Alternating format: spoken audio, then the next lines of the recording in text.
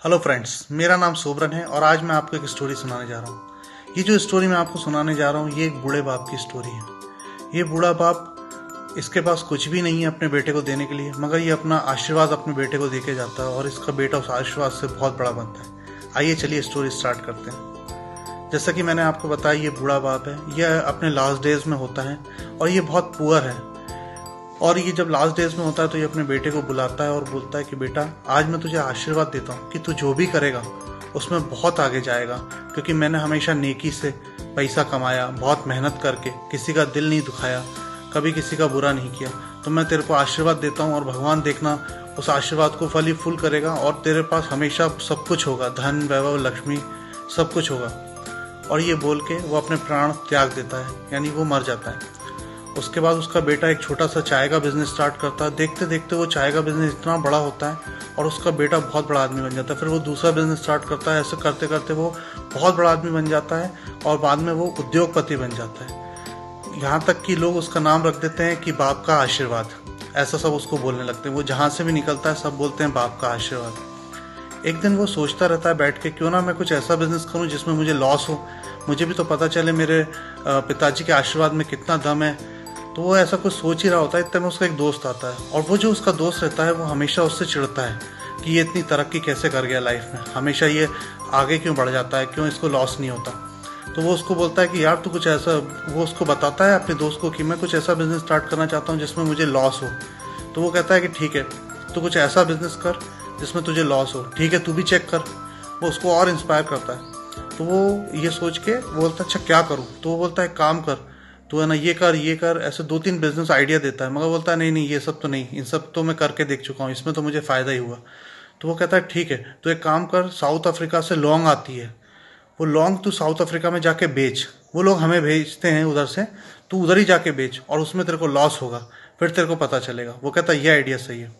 और वो बहुत सारी लौंग लेता है और एक शिप में भरता है और साउथ अफ्रीका निकल जाता है।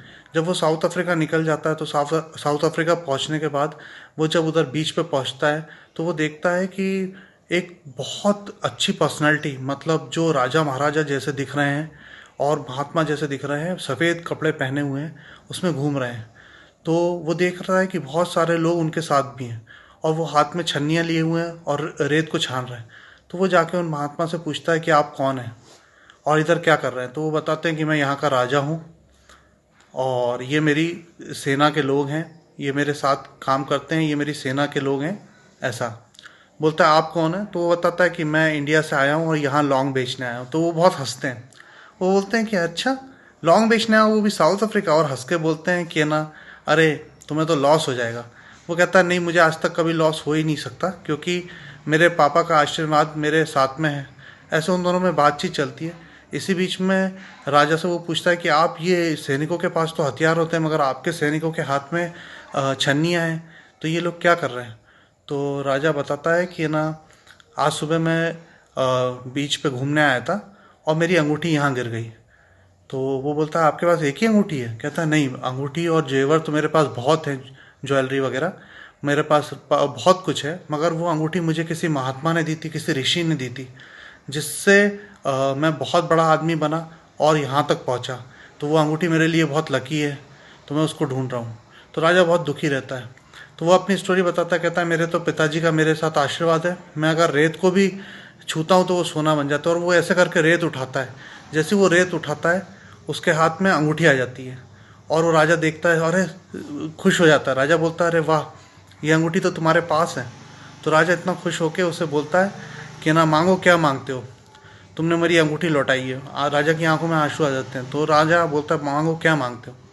तो वो राजा से बोलता है कि हे राजा, आप मेरी लौंग खरीद लो और जितने रेट में मैं बेचना चाहता हूँ उतने में खरीद लो, तो मुझे ये एहसास हो जाएगा कि इधर भी मेरे पिताजी का आशीर्वाद मेरे साथ है और मैं सफल होकर लौटा। तो राजा उससे दोगुने तीगने दाम में उस लौंग को खरीद लेता है और उसे बहुत सारी संपत्ति दे के वापस भेजता है। तो फ्रेंड्स, मेरा बोलने का मतलब ये है, इस कहानी का सारांश ये है कि हमारे जो माँ बाप का आशीर्वाद है वो हमेशा हमारे साथ रहता है। उसी की वजह से हम बचते हैं, उसी की वजह से हम तरक्की करते हैं। तो कभी अपने माँ बाप को हर्ट ना करें, कभी उन्हें दुखी ना करें, उनकी हमेशा सेवा करें, उनका ध्यान करें और उन्हें हमेशा खुश रखें।